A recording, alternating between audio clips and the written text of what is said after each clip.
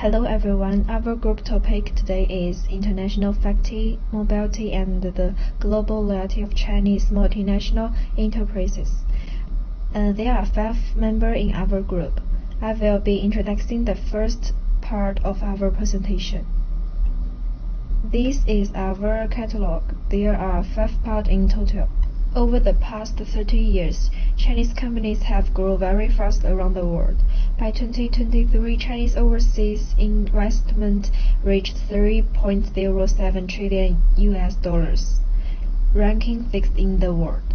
At the same time, more Chinese firms are listed in the Fortune Global 500, from just 10 in the year 2000 to 142 in 2024. Chinese companies are strong in technology, which now makes up 35% of their overseas business, followed by manufacturing and energy. However, not all members are going up. In 2023, foreign investment into China dropped by 80%, but Chinese investment going out stays strong. This shows that Chinese companies are looking more and more to international markets. Chinese multinational growth in the 3 ways. The first is vertical integration, like China Coal buying mines in Australia to secure resource.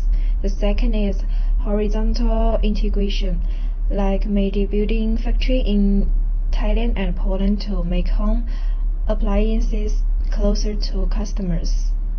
The third is hybrid strategies, like Alibaba investing in Southeast Asia, Lazada, and logistics networks.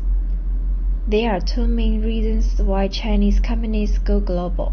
The first is market reasons. TikTok grew fast in India and Brazil. Second is efficiency reasons, like lower labor cost in Vietnam.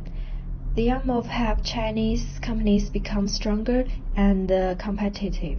China supports its global companies in many ways. Through the Belt and Road Initiative, it has built over 3,900 projects, mostly in energy and transport. Also, banks like China Development Bank have given $460 billion in overseas loans. More payments are now made in RMB, showing China's financial influence is growing. Okay, next part. I'd like to share how Chinese multinational enterprises are reshaping global flows of investment, technology, and talent. Let's start with China's role as investment hub. In 2023, it attracted about $189 billion in foreign direct investment, mainly in high-tech manufacturing and financial service. One strong example is Tesla's Shanghai factory, which produced over 710,000 vehicles, which nearly 1/3 exported globally.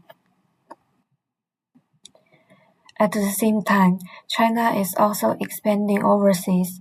Southeast Asia received 34% of China's overall FDI, targeting electric vehicles and textiles. Europe followed with 25%, focused on technology acquisitions like Geely's 9.69% stake in Aston Martin. Technology is key to this expansion. Companies like CRRC have moved from licensing to leading, developing the Fuxing X3, which runs at 400 km per hour and is now operating in Indonesia. Meanwhile, Huawei and ZTE supply 58% of global 5th-generation base stations, and Huawei supports over 170 smart city projects worldwide. And none of this happens without talent. Huawei's 2012 lab in Germany employs more than 3,000 engineers, most of them local. Around 42% of Chinese tech firms now have overseas R&D centers. In Sudan, CNPC has trained more than 15,000 workers, building long-term local partnerships. Chinese multinationals are no longer just expanding abroad. They are building integrated global networks through smart investment, advanced technology, and local talent.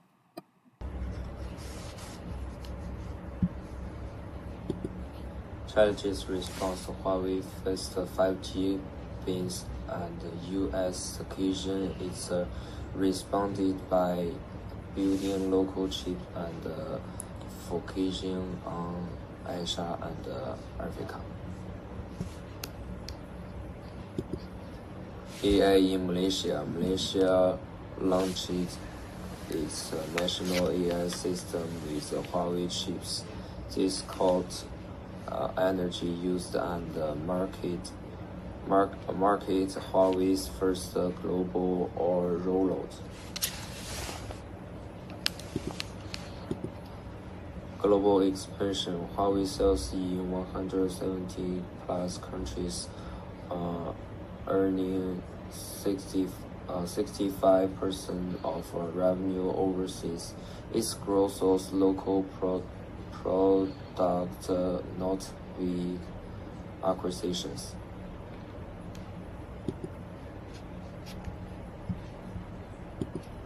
Talent teach. Huawei hires globally and runs 40 plus R&D centers. It invested 10% in innovations and sourced parts worldwide.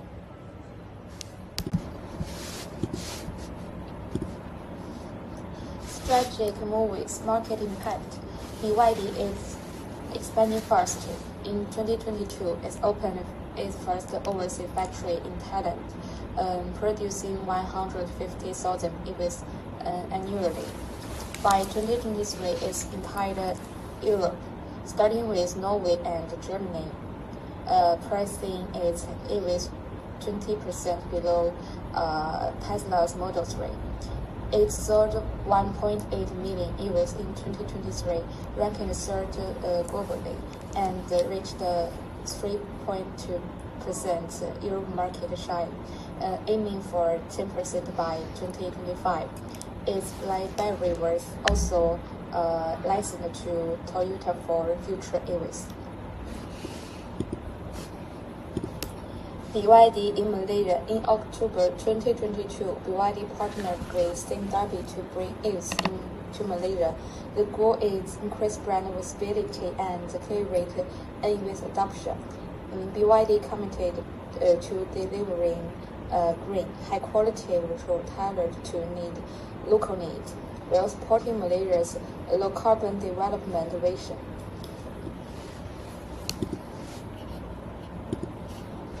Southeast Asia highlights. BYD is performing strongly across Southeast Asia. As of April, it's a top-selling EV brand in Malaysia and Singapore. In Thailand, it's leads declares EV sales and has begun local production. Even in slowing Indonesia market, BYD ranked 6th, showing growing influence in the region. Product technology follow. From January to April 2025, BYD exported 293,000 EVs, of 110% increase year-on-year. It now operates in 110 plus countries, with strong sales in Brazil, Thailand, and the UK. Popular exports include the Subaru Sea Lion 07 and Shark Pickup, Australia's top hybrid in Q1 2025. BYD is also exporting its variant CTB Tech, helping set global EV standards.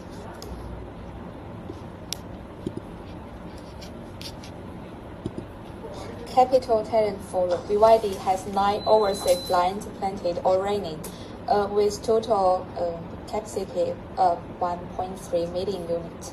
It even operates 5 ships to cut costs and protect its supply chain. In 2025, BYD is hiring 400 staff across Europe, including 60 in Germany. Its global management team is driving localization, and deep market integration. Geely is a car company from China, and Proton is a national car brand in Malaysia. In 2017, Geely brought 49.9% of Proton, but Geely did not take full control. They want to show respect from Proton as a national brand. This made Malaysia people feel proud and supported. After Geely joined, Proton's car sales grew fast. Sales went from only 6,400 cars to 15,400 cars in 2023.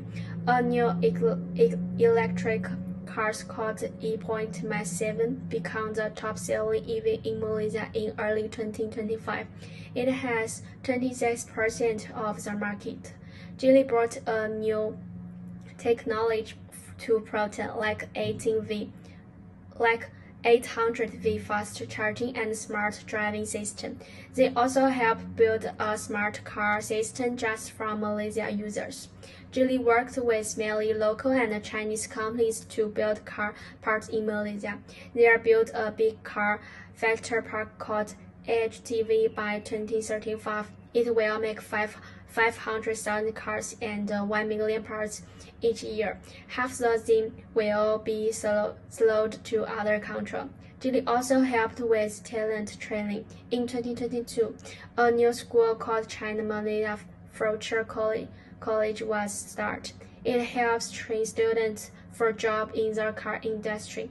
This partnership not just about business. It is about sharing learning and growing together. It is a great example of how two countries can work together with respect and trust. Conclusion. In recent years, Chinese multinational enterprises like Huawei, BYD, and Geely have made significant breakthroughs in global markets through technological innovation, localization strategies, and the global policy. In response to external pressures, they have strengthened supply chains, exported into urgent markets, relocated production, and promoted the global flow of technology and talent, demonstrating strong resilience and competitiveness. Thank you.